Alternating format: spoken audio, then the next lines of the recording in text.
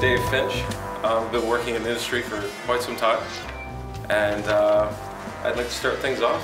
Tony, with yourself, you've been here in Windsor for... Yeah, I was born and raised here in Windsor, and I work at the Windsor Star. I have a regular job there, but I do 3 daily comic strips.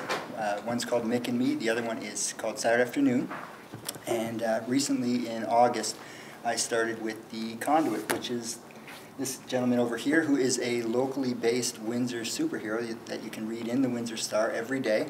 The action and adventure takes place right here in the city, so you might recognize buildings and places and people on occasion. And that is the current project that's taking up most of my sleep. So. Yeah, and you work differently than Dave, because Dave, you've been living here in Windsor for...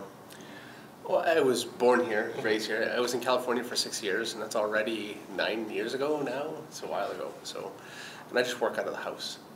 And you do a different style. You don't do the same as Tony. Tony does dailies and weeklies and stuff like that. You're working in a traditional comic book. Daily, so it's a rectangular strip with a few panels, whereas for me it's book format. So every page is 11 by 17. It's reproduced at half that size. 66. Yeah. I get a script actually from a writer, so Tony writes his own stuff, which I envy. But and the script is usually pretty concise, and they want you to stick to what they give you. So right now I'm drawing the X-Men. I'm doing a lead-in issue for a big X-Men crossover that they have coming up. So it's always fun. I love the X-Men. Do you find that better now, Tony, that you're doing the Conduit, which is now, because Mick and Me and Saturday Afternoon were more satirical and more based in, especially visually.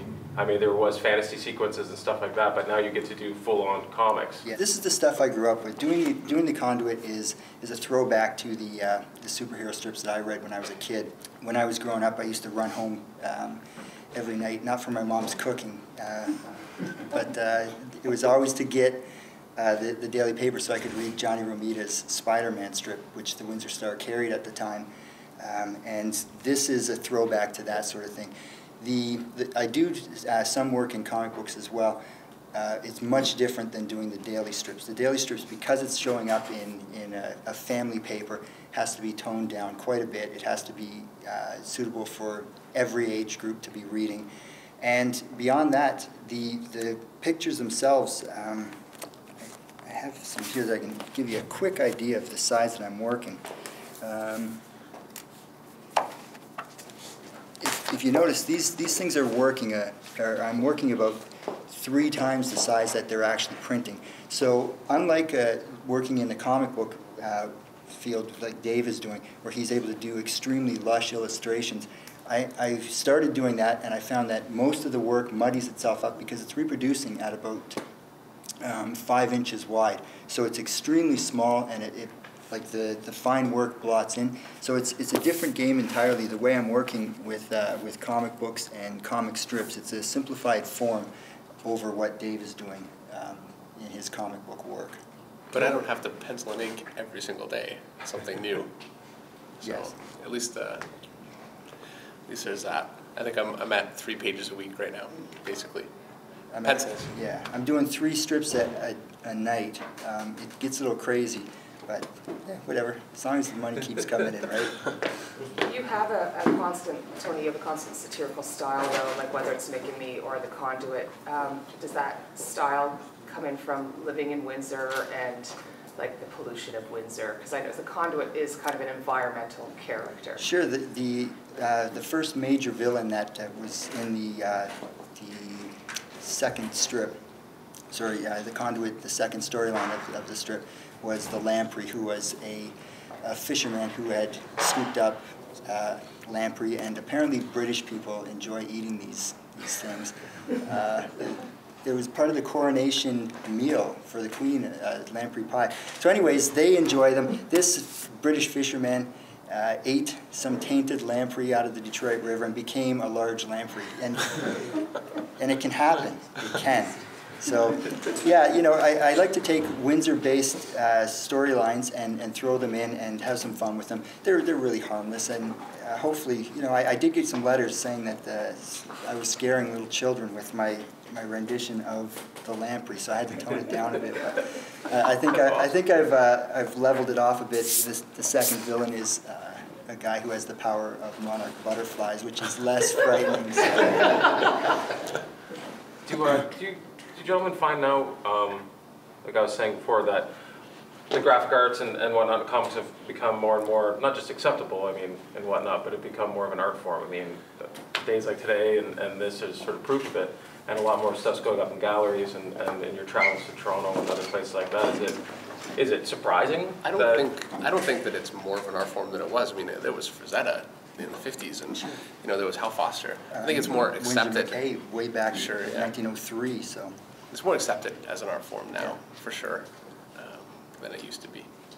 There's definitely a wider acceptance. I think getting into the graphic novels, which pulls away, or a lot of writers started pulling away from the superhero, the generic superhero strip that people grew up with, demeaning to some level.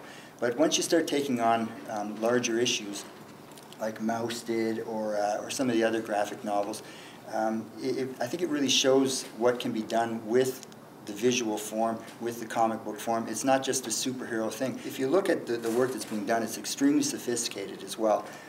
If you take a look, like Dave has an exhibit going on right outside the door here right now. If you get a chance after we're done here, you should take a look at this. This is not kids' work. This is extremely detailed work at a high level. You know, you can go back to the Albrecht Dürer exhibit that they had here earlier, and you're not going to see line work that's any more detailed than what Dave's doing in his material. And that stuff was all silver point, you know, which means that you can't erase. I can erase. It's a big difference. But I don't see any erasing in there. I think it's just as good, Dave. But subject matter in the Spider-Man books and stuff like that, like The Death of Captain America, That's what's it true. called again? The Fallen? It's got The Fallen, The Death of Captain America. And that's dealt with like great, like big issues. I mean, not just... Great. Our audience is so much older than it once was. It used to be, you know, kids buying comics on the newsstand, and the general, I guess, consensus used to be among editors and professionals was that the entire audience turned over every 5 years. So somebody reading a comic, you know, now would not have read anything 5 years before. So back in the 70s and 60s, they would just completely take old storylines and just recycle them. Sure. And, nowadays, the audience is so much older and more sophisticated that we're able to explore things that we weren't able to explore before, for sure. And the collectability, it doesn't allow you to do that anymore because people actually remember the stories. I can go back and remember every story from every Spider-Man issue that I read when I was a kid. So if somebody tried to pull that stuff out now, it doesn't work. I'd recognize it immediately. It's the same with television. If you look back at some of the old television series, you'd see the same characters playing different people on the same show because they never expected that you'd ever go back and see these people again. But now that you're getting these DVD sets, you can compare that. Hey, this person was in this and this was in that, and it's the same with comic books. You can't get away with aping and ripping people off without other people knowing that you're ripping people off. And you must be getting a lot more feedback too, with emails and everything else. I mean, you just killed off, well, not you personally, but you illustrated killing off of dozens of characters in the last storyline that you did with Ultimatum. It's a seminal American character, which you did contribute one of the Captain America. To one of the covers, right? Was it Yeah, one I of did the the characters cover for the last issue of for the last issue, which is basically they're examining how the grieving process. And you did Depression. You contributed. Oh, that's right. Yeah, I did a Spider-Man issue for that. Spider-Man issue. Yeah. And you are. Oh yeah, that's right. I mean, you do so many of these amazing characters, and then you killed off all of the major American heroes. What's it like being a Canadian, killing off all of these heroes? Well, I killed Wolverine, and he's Canadian. Yes, it's true. That's true. But we all love Wolverine. But what's it like being a Canadian? Well, living on a border town, it must be a little interesting perspective. You know, it is actually, because I mean, so much of my culture is from the States, and living here as kids, you know, we would always get the broadcast TV from the States, so we're very American. But